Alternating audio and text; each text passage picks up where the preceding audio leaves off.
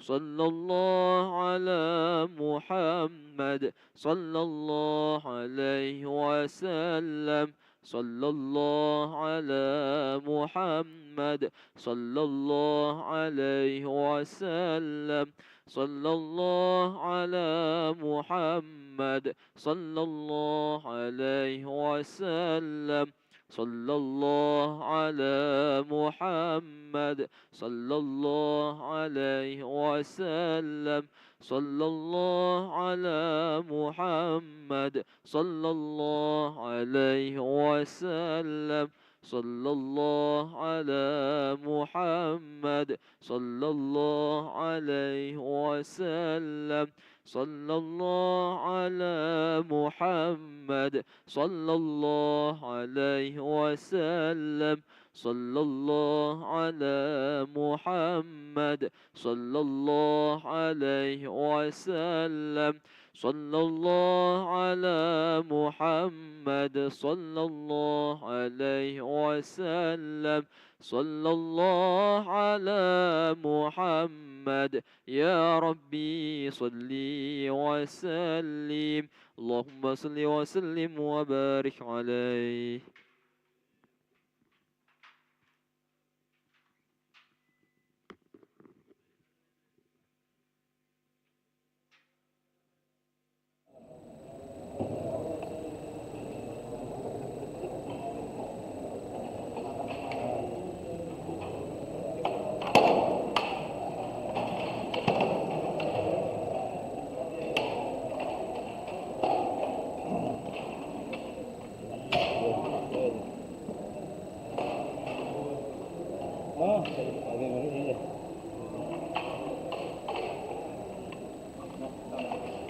Jangan lupa ya.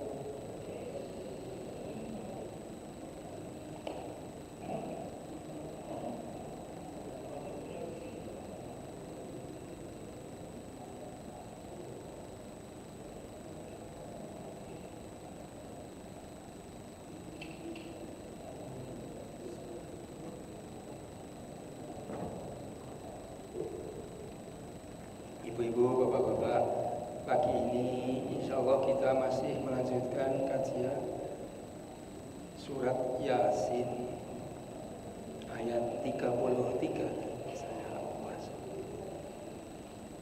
Ya. Yasin 33.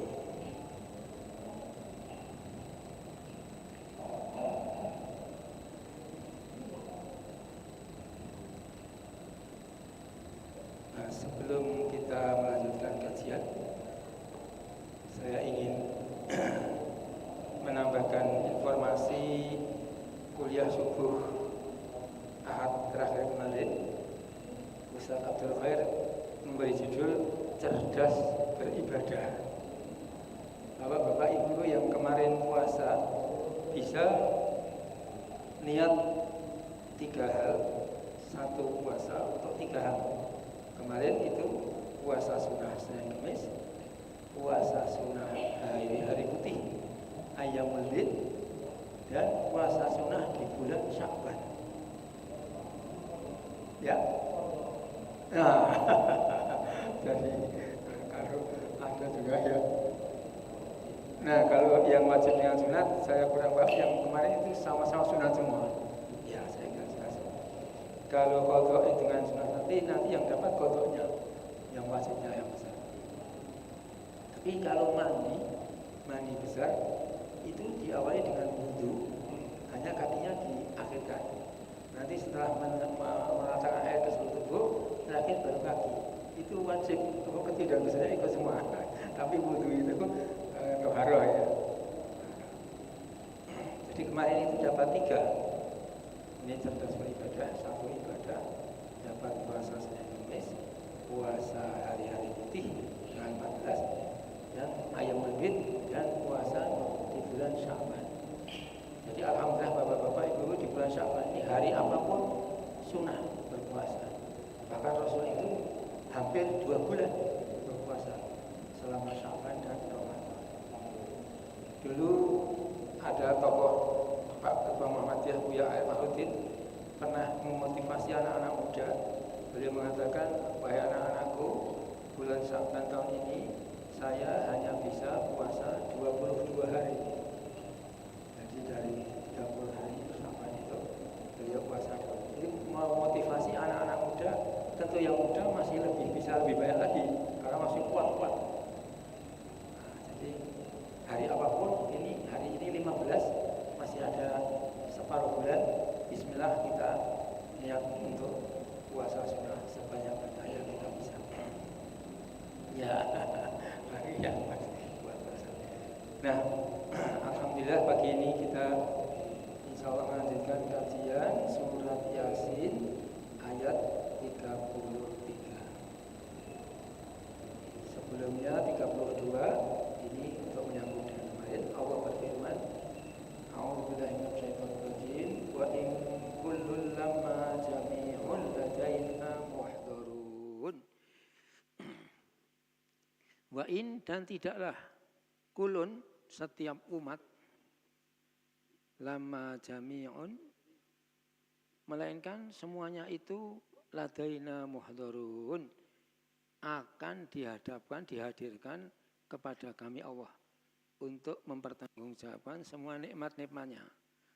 Jadi semua umat itu isinya manusia di padang mahsyar nanti, tidak ada yang ditinggalkan seorang pun.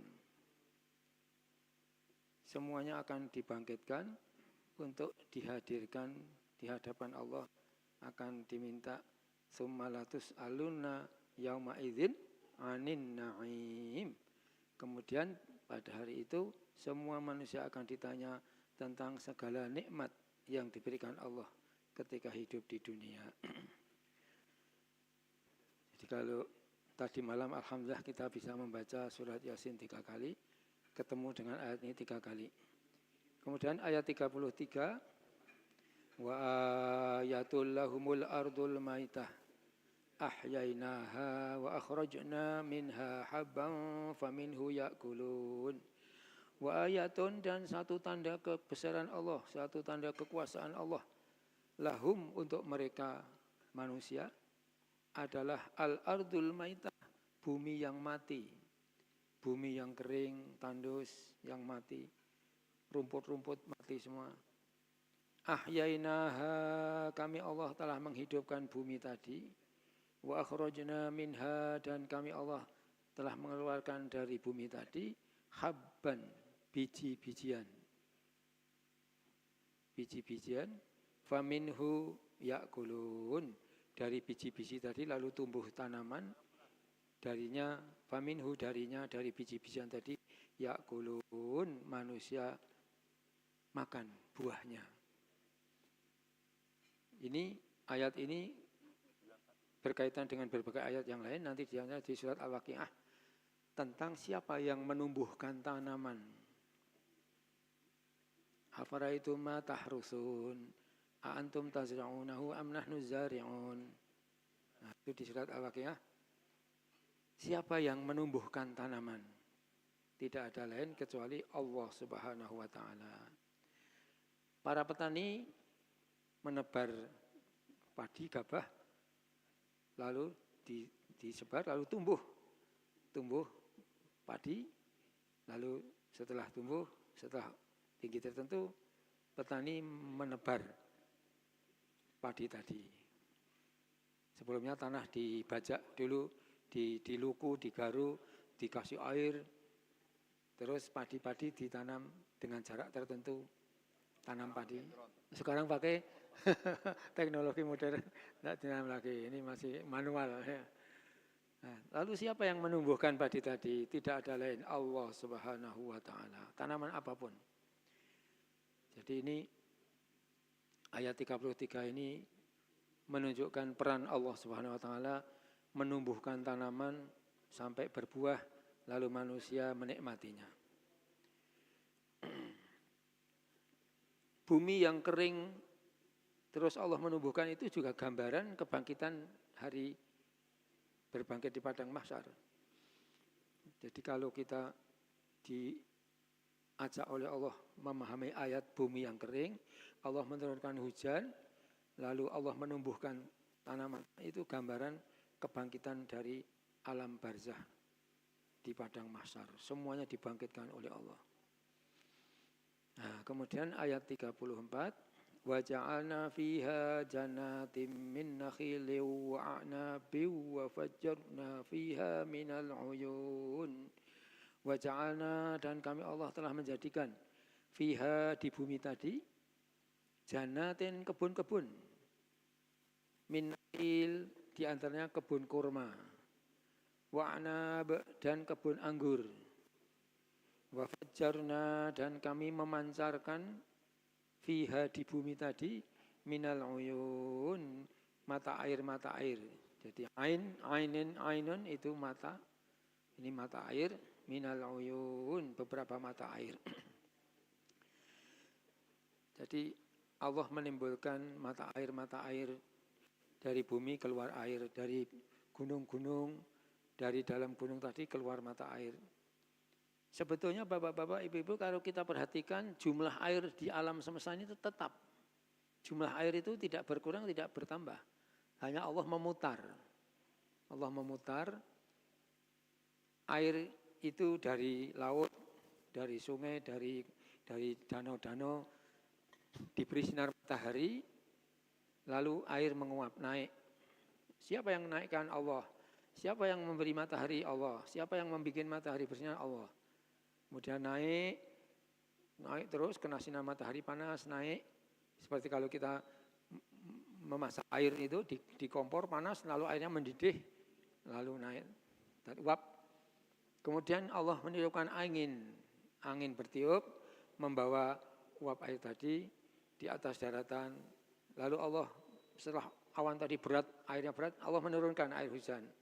Turun ke laut, turun ke darat, yang di darat dari gunung turun ke bawah, dikenakan matahari lagi, naik lagi. Jadi air di alam semesta ini tetap. Allah mengatur dengan sangat seimbang. Nah, kenapa jadi banjir Sumatera Utara, Sumatera Barat, Aceh? Tangan-tangan manusia yang merubah keseimbangan alam tadi. Masya Allah. Jadi, bagaimana? Ya. Ya, jadi air di alam semesta itu tetap diputar saja oleh Allah dari laut. Nah, malah Allah menurunkan, mengeluarkan mata air dari bumi. Air yang masuk ke bumi oleh akar-akar pohon dipertahankan, dipegang, lalu sebagian diturunkan, jadilah mata air. Nah, mata air. Nah, jadi disinilah kita diajak Iqra, membaca alam semesta. Nah, ini Edi Armanto nggak hadir, kalau hadir bisa menerangkan ada apa di dalam tanah itu. Beliau ini ahli ilmu tanah, ada apa di dalam tanah. Nah, jadi waja'alna, kami Allah telah menjadikan fiha, di bumi, jannatin, kebun-kebun, min nakhilin, yaitu kebun kurma, wa anabin, dan kebun anggur, wa fajjarna, kami memancarkan fiha, di bumi, dari dalam bumi tadi, minal uyun, mata air. Bapak-bapak, ibu-ibu kalau menggali sumur di dalam tanah, terus di dalam nanti kemudian muncul mata air. Nah, air muncul dari sumur tadi. Nah, lalu sekarang teknologi baru, sumur pompa diangkat. Ya. Liya'kulu min samarihi wa ma 'amilathu aydihim afala yashkurun. Li, supaya ya'kulu, mereka manusia makan. Min samarihi, dari buah kebun-kebun tadi. Kebun kurma, kebun anggur, kebun mangga, kebun duku. Ini disebutkan beberapa saja di sini untuk mewakili, tapi semua kebun. Kebun jeruk, kebun rambutan. Nah, liya'kulu, supaya mereka manusia makan, min samarihi, dari buah-buah wa ma 'amilathu aydihim, dan apa saja yang dikelola oleh manusia menanam tanaman-tanamannya tadi. Jadi Masya Allah, jadi ada yang Allah yang menumbuhkan tanaman itu, ada yang ditumbuhkan, dikelola oleh manusia, tapi hakikatnya yang menumbuhkan juga Allah. Nanti bapak-bapak, ibu-ibu kalau perhatikan tanaman di alam ini, lebih banyak mana yang Allah mengelola, menumbuhkannya, membuat buahnya, dan yang dikelola oleh manusia, banyak mana. Tentu akan lebih banyak yang ditumbuhkan oleh Allah. Yang dikelola manusia itu sedikit. Nah, jadi di sini manusia memakan buah-buahan dari kebun-kebun tadi, dari pohon-pohon tadi, yang dikelola oleh Allah Subhanahu wa taala, ditumbuhkan Allah, wa ma 'amilathu aydihim, dan apa yang ditanam, dikasih pupuk dan oleh manusia, tangan-tangan manusia. Afala yashkurun, maka apakah mereka manusia tidak bersyukur kepada Allah yang sudah membuat buah-buahan, tumbuh-tumbuhan berbuah tadi. Nah, manusia dalam mengelola tanah tadi membuat ilmu tentang pupuk. Pupuk itu ada pupuk organik, pupuk anorganik.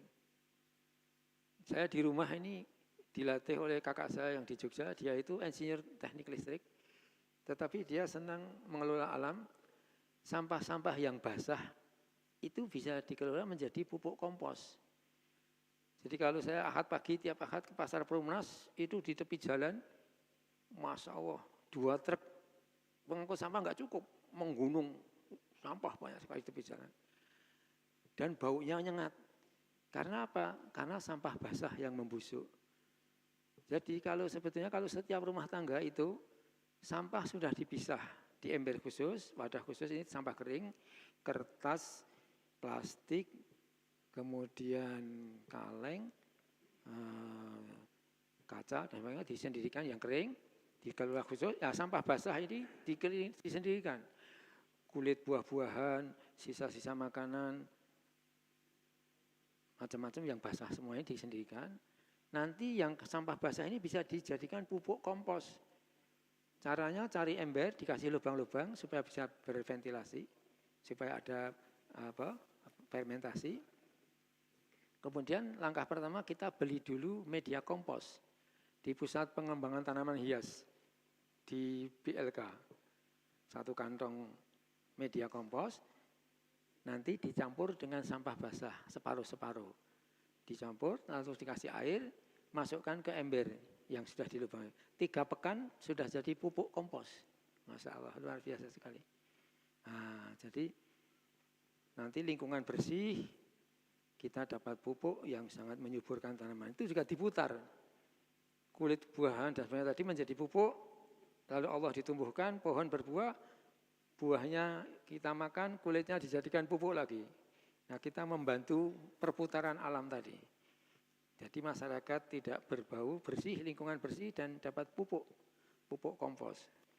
Nah, jadi nanti bapak-bapak, ibu-ibu kalau mau lihat silahkan nanti datang ke rumah. Nah, saya ajari cara bikin pupuk kompos. Oke, kembali lagi nih. Liya'kulu min samarihi, supaya manusia makan dari buah-buahan pohon-pohon yang ditumbuhkan Allah tadi. Wa ma amilathu aydihim, dan tanaman-tanaman yang dikelola oleh manusia dengan tangan-tangan manusia.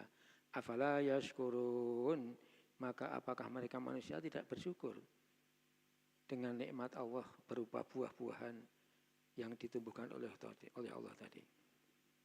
Nah, ayat 36, Subhanalladzi khalaqal azwaja kullaha mimma tumbitul ardu wa min anfusihim wa mimma la ya'lamun. Subhana, maha suci Allah, alladzi yang Allah yang khalaqal azwaja, telah menciptakan perjodohan, berpasang-pasangan, kullaha, semuanya. Semua makhluk berpasang-pasangan. Itu genap. Ada laki-laki, perempuan, ada besar kecil, tua muda, banyak sedikit, semuanya berpasangan.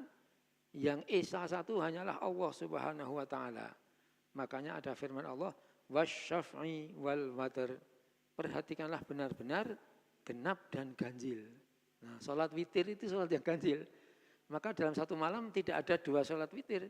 Nanti kalau ganjil tambah ganjil jadi genap. Nah, jadi dalam satu malam tidak ada 2 witir, 2 ganjil. Sholat witir bisa dikerjakan sebelum tidur, bisa dikerjakan sesudah tidur. Jadi bapak-bapak, ibu-ibu bisa meniru kalau sahabat Abu Bakar As-Siddiq, sahabat Rasul yang paling dekat itu, sebelum tidur beliau pasti sudah sholat malam dan diakhiri dengan witir. Tetapi sahabat Umar bin Khattab selalu witir di akhir tahajudnya.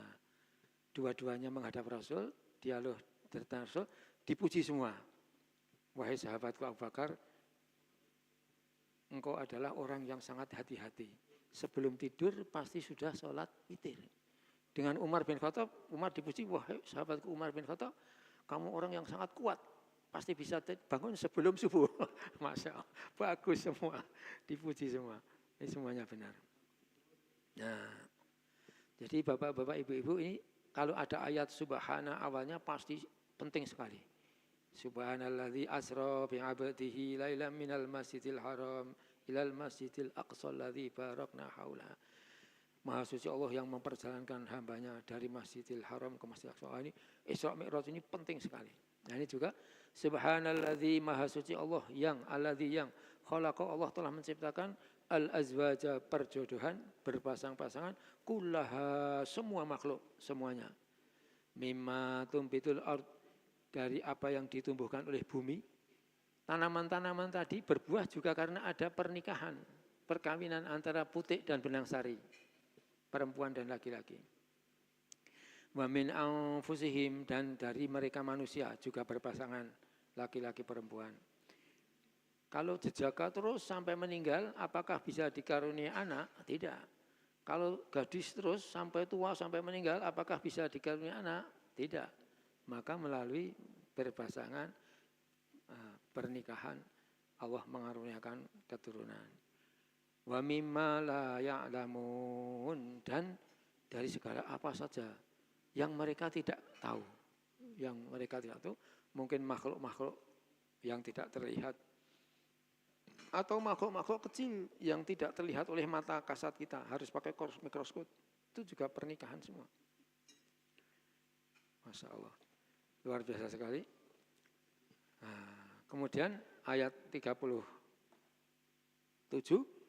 wa ayatul lahumul lailu, dan satu tanda kekuasaan Allah lagi yang lain, yaitu Allah menciptakan malam. Wa ayatul lahumul lailu, dan satu tanda kekuasaan Allah, kebesaran Allah, lahum untuk mereka manusia, al-lailu Allah menciptakan malam. Nas lahu minhun nahara, kami Allah meninggalkan siang dengan datangnya malam.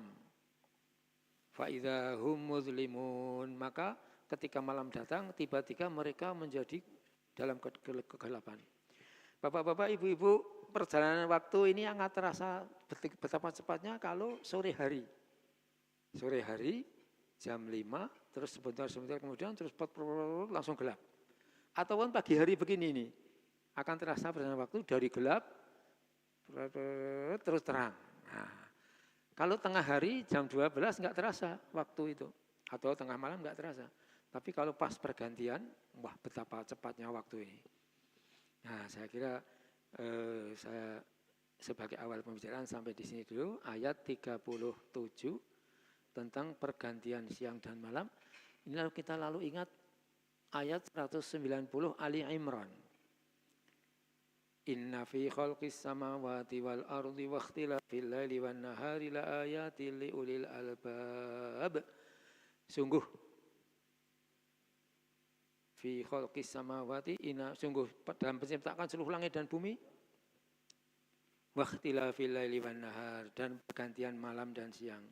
La benar-benar la ayatul li ulil albab, benar-benar ada tanda-tanda kekuasaan Allah bagi orang-orang yang hatinya hidup. Ibu-ibu, bapak-bapak, Rasulullah SAW setiap malam bangun tidur, itu mengambil air wudhu, terus keluar rumah melihat alam semesta. Melihat alam semesta, betapa banyak bintang-bintang ini. Lalu membaca 10 ayat terakhir Ali Imran ini. Jadi bapak-bapak, ibu-ibu kalau bisa menghafalkan 10 ayat terakhir Ali Imran, kita baca setiap bangun tidur, ittiba Rasul, luar biasa sekali. Masya Allah. Apalagi kita hayati artinya. Masya Allah, luar biasa sekali. Betapa kekuasaan Allah itu betul-betul terasa sekali. Semua alam semesta dikendalikan oleh Allah. Allah menciptakan siang dan malam dengan memutar. Memutar bumi, memutar bulan, memutar bumi mengelilingi matahari. Dan semuanya beredar pada garis edarnya masing-masing, tidak pernah bergeser sedikit pun. Masya Allah. Jadi sebagai awal pembicaraan sampai di sini dulu. Mungkin ada yang bisa menyambung. Siapa ini? Ustadz Ibar. Ustadz Ibar bisa menyambung, menambahkan informasi yang kita kaji pagi ini. Silakan.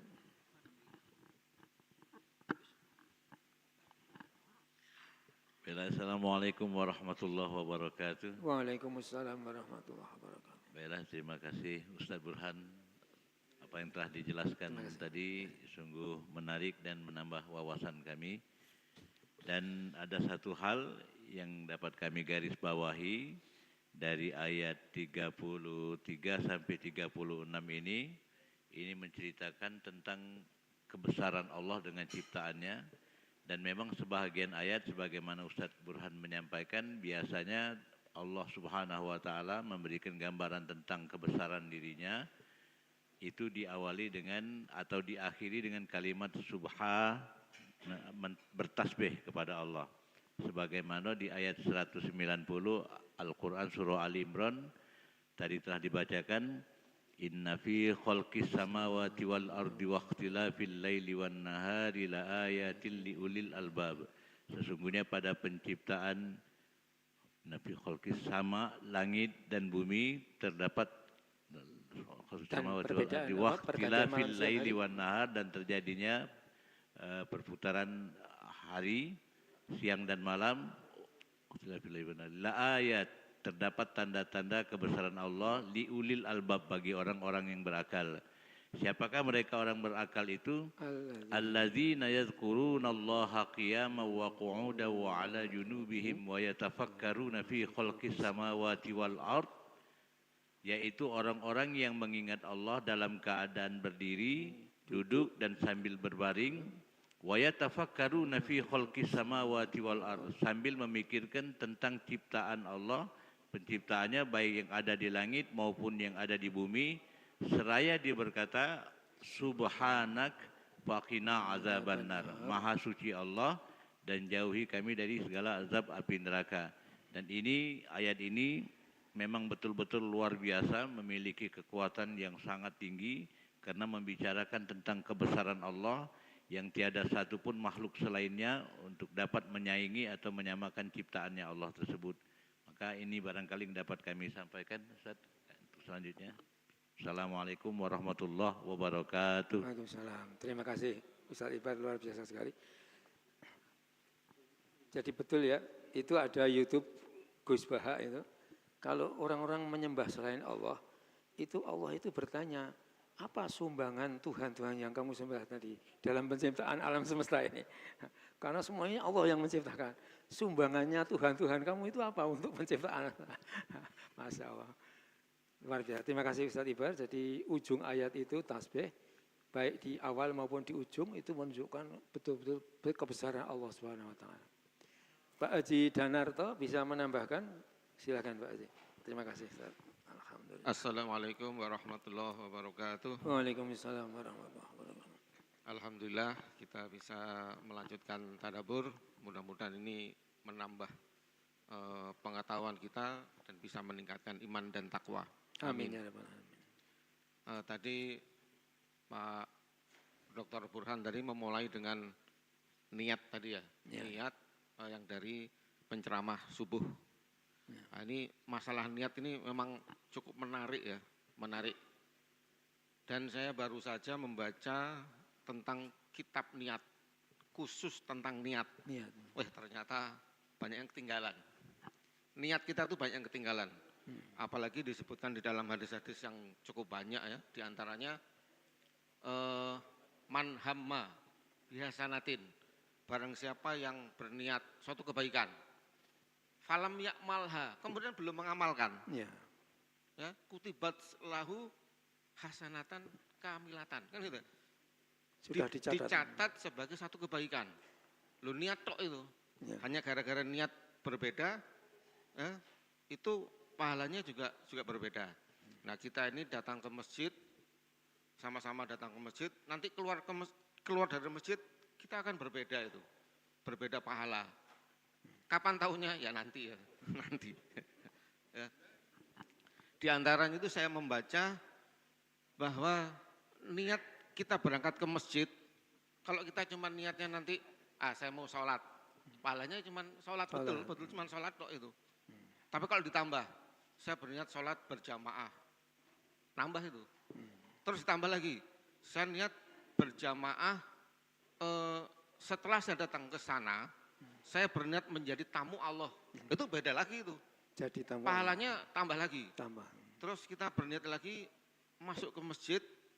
Nanti kalau saya ketemu sama teman-teman di sana, saya mendoakan, Allahumma arhamna warham walidina warham ummata Muhammad. Itu sudah beda lagi itu. Dapat pahala lagi itu. Terus kita datang sini niatnya dari rumah, saya mau zikir nih, zikir bersama. Pahalanya ada lagi itu. Tambah. Iktikaf di masjid. Nah, terus niatnya iktikaf. Iktikaf itu hukumnya apa? Kalau kita bilang iktikaf hukumnya sunnah, maka pahala kita hanya sunnah. Tapi kalau kita berniat, saya bernazar, kalau kaki saya sampai di teras masjid dan saya masuk, saya bernazar, saya mewajibkan untuk beriktikaf. Maka pahalanya bukan sunnah lagi tuh, wajib iktikafnya. Selama saya di sini mendapat pahala wajib, lu kan beda itu sudah. Beda sekali itu. Dan saya baca di kitab niat itu, ini boleh juga nanti suatu saat kita bahas tentang niat. Ternyata itu sampai jumlahnya ratusan ya. Ratusan niat ya rupanya. Yang luput daripada kita itu ini memang kadang-kadang harus diingatkan bahwa niat itu perlu diperbaiki dari hari ke hari, dari waktu ke waktu ya. Ya, contohnya sebentar lagi kita melaksanakan bulan Ramadan. Ternyata niat bulan Ramadan itu, ya Allah, kalau dihitung itu mungkin ya, saya baru mendapatkan sekitar 40 ya. 40 yang saya baca, 40 niat di dalam bulan Ramadan. Itu kalau dilanjutkan, itu sampai ratusan. Hanya beda niat aja itu. Nah, jadi kadang-kadang mutu hidup kita ini, kualitas hidup, itu memang dari hari ke hari memang perlu menambah ilmu. Mudah-mudahan dengan bertambah ilmu itu tentu kualitas kita akan berbeda. Ya, seperti kalau misalnya dulu kuliah ya, niatnya kuliah apa? Yang penting saya lulus. Memang benar lulus itu teman-teman itu. Tapi kalau kita niat kita tambah, saya niat kuliah sambil cari jodoh, itu beda itu. Iya, iya. Beda itu. Tambah jodoh. Loh, beda, nanti hasil akhir itu beda. Atau misalnya saya mau kuliah, cari jodoh, dan cari kali-kali ada pekerjaan. Lain itu nanti itu, hasilnya beda itu. Nah begitu juga dengan niat-niat dalam ibadah-ibadah ini, kalau bisa ditambah terus niatnya itu. Jadi kita begini, nah, apalagi kalau datang ke sini, niatan ditambah ya, ditambah terus. Ya, tentunya ini perlu pembahasan yang tersendiri ini. Nah sini saya akan mencoba yang di sini, ayat yang ke-33 itu ya. Wa ayatul lahumul ardul maitah. Dan salah satu tanda daripada kebesaran Allah itu adalah bumi dalam keadaan mati. Kemudian dihidupkan. Ahyainaha. Menghidupkan. Allah menghidupkan. Bapak-bapak, ibu-ibu sekalian, saya mendapat penjelasan bahwa asal daripada kejadian, sebab akibat itu asalnya adalah khawarikul adat, di luar adat. Ya, di luar adat. Karena adat ini karena ini sudah terjadi berkali-kali, ya, maka ini kita anggap sebagai suatu hal yang biasa. Ya, jadi ada biji kita lempar di tanah, terus tumbuh. Awalnya itu kita tuh agak aneh ya. Bisa tumbuh ya. Awalnya, tapi kalau itu sering terjadi, maka ini menganggap biasa. Ibaratnya itu kalau saya dulu mendapat penjelasan, ibaratnya kita melihat tukang sulap. Kosong nih, tangan kosong nih. Nah, ada telur. Awalnya tuh aneh itu. Ada telur ya. Tapi besok dia ngomong kayak gitu, kita langsung ngomong tuh. Itu bentar lagi telur itu. Karena sudah terbiasa. Nah, di sini Allah menjelaskan ya bahwa yang menumbuhkan itu adalah Allah. Kemudian di sini di surat 35, afala yashkurun. Kenapa kamu tidak bersyukur? Karena saking seringnya kejadian itu, kemudian ini menjadi kayak keyakinan ya, bahwa kalau biji ditanam, kemudian kasih pupuk, kemudian kita pelihara, terus tumbuh, terus ada buahnya bagus, terus kita ngomong, ini hasil saya, hasil saya nanam. Karena sebab akibat ini sudah terlalu sering. Nah ini kita diingatkan dengan ilmu tauhid ya, dengan akidah ya, bahwa semua itu hanya Allah semua. Ya, jadi kadang-kadang itu ada memang ilmu syariat dan ilmu hakikat. Syariatnya manusia, tetapi hakikatnya Allah Subhanahu wa Ta'ala. Mungkin ini aja yang bisa saya sampaikan. Wallahu a'lam. Yuk silakan. Terima kasih Pak Haji, luar biasa sekali. Jadi ilmu tentang niat. Wah, ternyata ke masjid pun bisa macam-macam banyak sekali. Masalah. Padahal Rasul itu pernah bersabda itu innamal a'malu binniyat. Sesungguhnya innama itu tidak ada lain kecuali hanyalah. Nah, kalau bahasa Jawa itu ora ono liya kejaba mung. Itu masalah itu. Menyingkirkan semua yang lain kecuali satu inilah. Masya Allah itu luar biasa sekali. Jadi, tapi Rasul juga bersabda menggembirakan kita itu innamal a'malu bi khawatimiha. Sesungguhnya semua amal itu dilihat oleh Allah di ujung akhirnya. Nah itu juga. Jadi niat itu sebelum dan khawatimah di ujung akhirnya. Kalau belum di ujung akhir, belum kelihatan sampai di mana. Masya Allah. Jadi, wah ini betul-betul luar biasa sekali ilmu niat tadi. Selama ini kita ke masjid, pokoknya ke masjid sholat itu ya. Ternyata Ustadz Ibar itu dulu Pak Badat, Ustadz Badat itu pernah mengkaji ada hadis Rasul.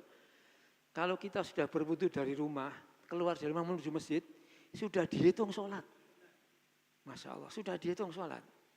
Makanya Pak Sobur pernah mengirim share di YouTube itu, Rasul melarang kita sambil di sana tangannya gini-gini, gini ini. Nah, jadi ini apa yang menunjukkan orang sholat kok gini-gini gitu.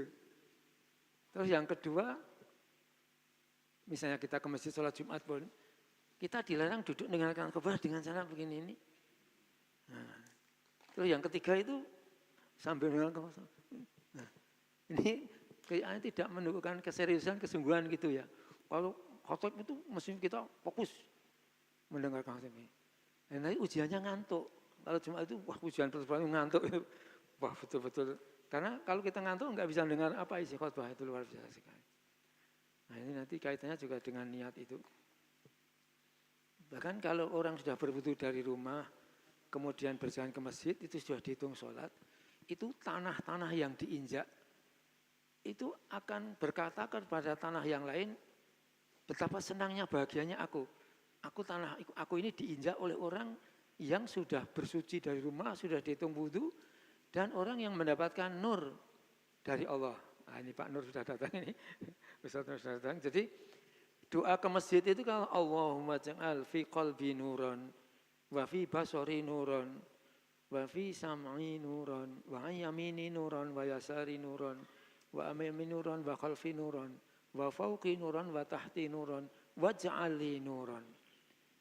Jadi ya Allah, Allahumma ja'al fi qalbi nuran, jadikanlah dalam hatiku ini nur, penerang darimu ya Allah. Wa ja'al fi sam'i nuran, di pendengaranku nur, wa fi basari nuran, di pendengaranku nur, wa an yamini nuran, dari kananku nur, dari kiriku nur, dari depan nur, dari belakang nur, dari atas nur, dari bawah nur, wa ja'ali nuran, jadikanlah untukku ini nur, cahaya, menerangi kehidupan. Terus berjalan ke masjid. Satu langkah menghapus dosa, satu langkah mengangkat derajat di hadapan Allah. Bagaimana ini kalau naik sepeda motor? Terserah Allah ngitungnya. Nah, tanah-tanah yang diinjak tadi berkepada tanah sebelahnya, aku sangat bahagia, senang sekali. Aku menjadi saksi diinjak oleh orang yang sudah mendapat nur dari Allah. Makanya sejak dari rumah itu sudah dihitung sholat. Nah itu kalau ditambah dengan niat yang bermacam-macam tadi, Masya Allah luar biasa sekali. Niat yang baik itu didapat semua itu karena innamal a'malu diniat, biniat, amal-amal itu tergantung dan yang akan didapatkan sesuai dengan niatnya. Masya Allah. Mohon nanti dikaji lebih dalam dan disampaikan Pak Haji Danarto ke kita ini. Luar biasa. Nah Alhamdulillah ini sudah hadir Ustadz Nur. Mohon ikut menjelaskan Ustadz untuk kita tambahan tentang surat Yasin. Tadi yang kita bahas tadi ayat 33 sampai izin 36. Ya, oh ya Pak Joko, silakan. Ya. Assalamualaikum warahmatullahi wabarakatuh. Waalaikumsalam. Ibu Bapak, segenap jemaah tadabbur, semoga setiasa kita berlimpah ruah, hidayah mahfirah dari Allah Subhanahu wa taala. Amin ya rabbal alamin. Ustadz Burhan barangkali menarik sekali apa yang disampaikan Pak Ustadz Danarto tadi. Ya. Karena beliau memang punya proyek yang berkaitan dengan peningkatan kualitas ibadah ini. Ya. Barangkali saya sependapat hari Sabtu yang datang atau kapan? Kajian mendatang sebelum kita menyelesaikan Yasin yang baru sekitar 37-38 nih, Ustadz Danarto mengembangkan